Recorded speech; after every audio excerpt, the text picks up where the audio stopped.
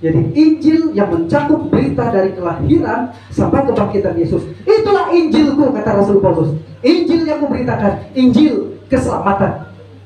Karena itu perlu bagi kita untuk mengetahui apa itu keselamatan, soteria. Karena aku memiliki keyakinan yang kokoh di dalam Injil. Karena Injil adalah kekuatan Allah yang menyelamatkan, soteria.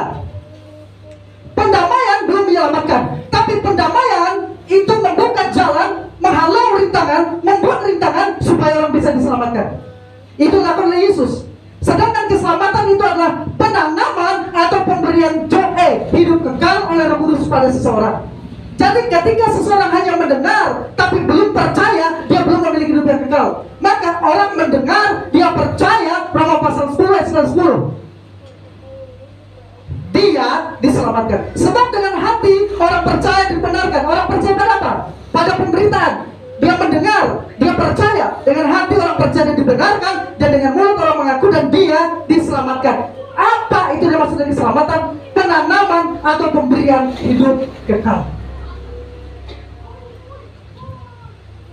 Itu dalam pengakuan iman kita di butir yang kelima, hidup baru di dalam Kristus. Manusia hanya dapat diselamatkan dalam pengakuan iman di yang kelima. Kami percaya bahwa manusia hanya dapat diselamatkan apabila mereka dijadikan baru, hidup baru, diberikan joe,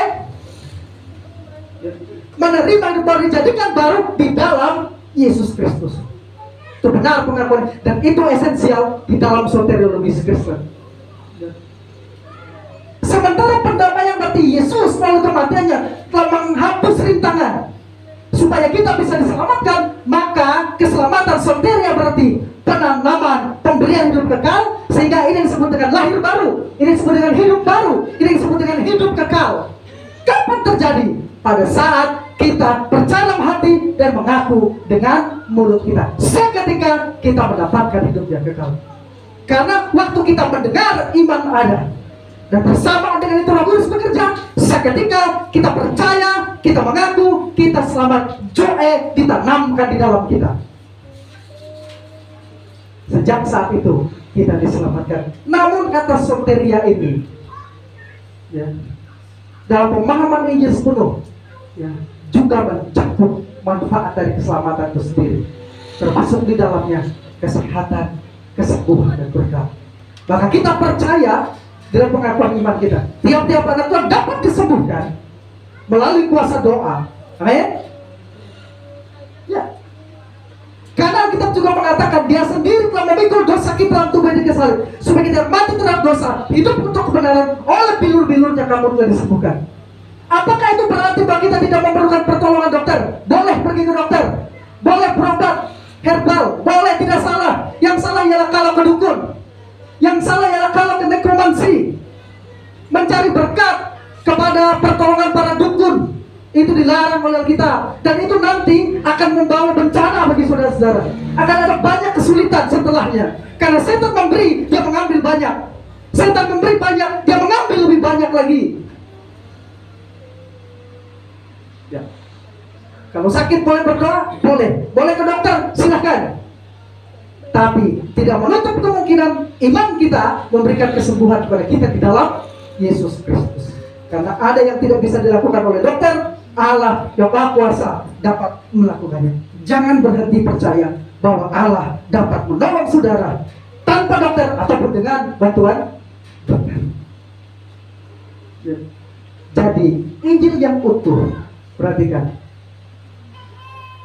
berkaitan dengan keselamatan, pemberian hidup yang kekal, joe, dan semua berkat-berkat yang terkandung di dalamnya, baik berkat rohani maupun berkat jasmani. Maka selalu pada saat perjamuan kudus itu selalu berbicara dengan mengajak kita setiap mengaku, aku percaya dalam tubuh dan darah Yesus yang mengingatkan aku akan kematian Kristus bagi keselamatan dan kehidupan kekal. Dan segala manfaat dari kematian Kristus salib, pemulihan, peninggian, kesehatan, dan berkat-berkat jasmani lainnya juga menjadi bagian dalam hidup kita. Walau itu bukan yang utama, tapi penanaman hidup kekal, keselamatan itu yang utama di dalam kehidupan kita.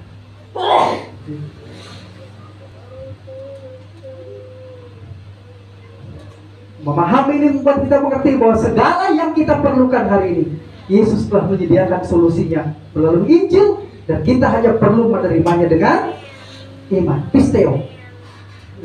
Injil sepenuh memberitahu kita tentang hal ini.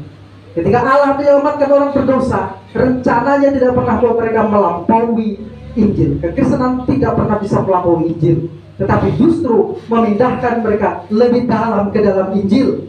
Itu karena Injil bukan langkah pertama dalam sebuah anak tangga kebenaran, melainkan Injil pusat di sebuah roda kebenaran. Lagi pula satu-satunya obat bagi dosa adalah Injil. Tidak ada cara lain. Selalu demikian dan selalu akan seperti itu. Hanya Injil yang mengubah orang secara radikal dan permanen. Dari sejak kita diselamatkan sampai kita dimuliakan, Injil tetaplah kuasa Allah yang menyelamatkan. Jadi Injil bukan hanya kuasa Allah yang mengubah secara radikal, tetapi juga kuasa Allah yang memelihara orang percaya dari awal sampai akhir. Di dalam Injil kita diselamatkan, di dalam Injil kita dibenarkan, di dalam Injil kita dikuduskan, di dalam Injil kita didewasakan dan disempurnakan, dan di dalam Injil kita mendapatkan kekayaan, hikmat, dan kuasa Allah. Apalagi kalau tidak dinamakan Injil yang utuh, soteria yang lengkap di situ. Jadi salah juga kita kalau kita memberitakan bahwa tidak ada kesembuhan dalam Injil. Ada, tetap mencakup di dalamnya. Tidak ada berkat dalam Injil, tetap mencakup di dalamnya.